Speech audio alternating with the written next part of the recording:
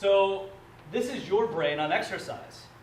There's a lot of things that happen to the brain on exercise. It's taken me a long time to work with Bobby, Matthew Redelac, and a few others to go through all the research that is on the brain and exercise. Has anyone read the book Spark by Dr. John Ratey? Okay, so not many of you. Read that book. The book Spark by John Ratey is a must-read for you guys if you are going to talk about brain health in the exercise field. John Ratey said, almost verbatim, that exercise will improve your cognitive function. He talks about amazing stories of taking people through, ADHD and depression, anxiety, and just having them exercise, and they see better results.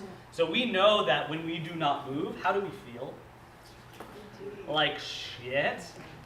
And so what happens when people who do not move start moving? They feel better, okay?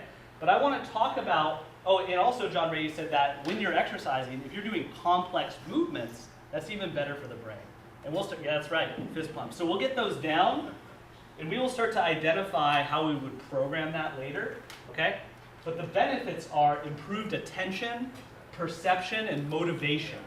So if you take someone who wants to lose weight and they're not motivated because they're not exercising, just get them moving and you'll get them motivated more. You'll get them to pay better attention. You'll help with their perceptions. It protects and repairs neurons from injury and degeneration, which is basically the definition of cognitive decline.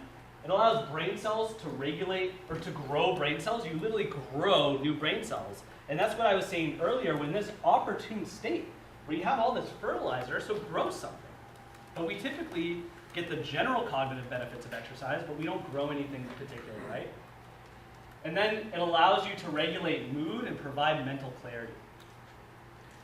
It allows us to grow the hippocampus, which is a part of our brain concerned with learning and memory.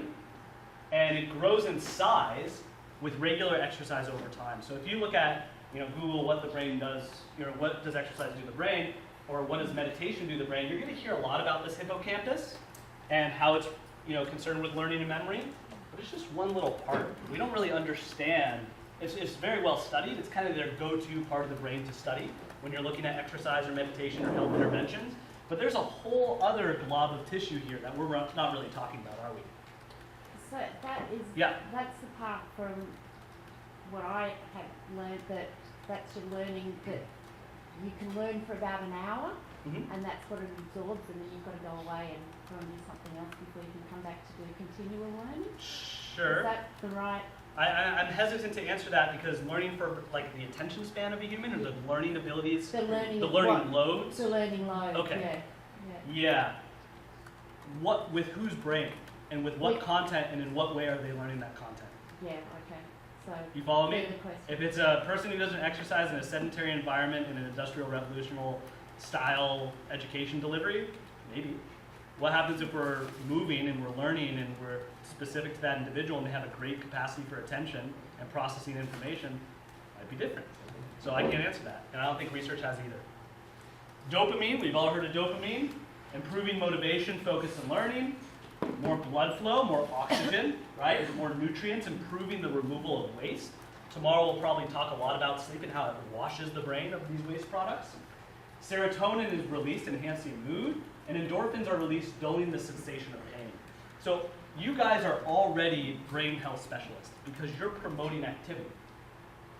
This is not an infographic based on what we're going to talk about today. This is really what happens when you exercise. So I want you guys to feel like you're successful already because you're already getting your clients to have all this giant myriad of benefits. Now what we're going to say is we want a specific cognitive adaptation on top of all these benefits because we want to have our cake and eat it too, right? But does anyone have any questions about these benefits or what other benefits could arise? Does everyone understand that exercise is fucking awesome for the brain, right?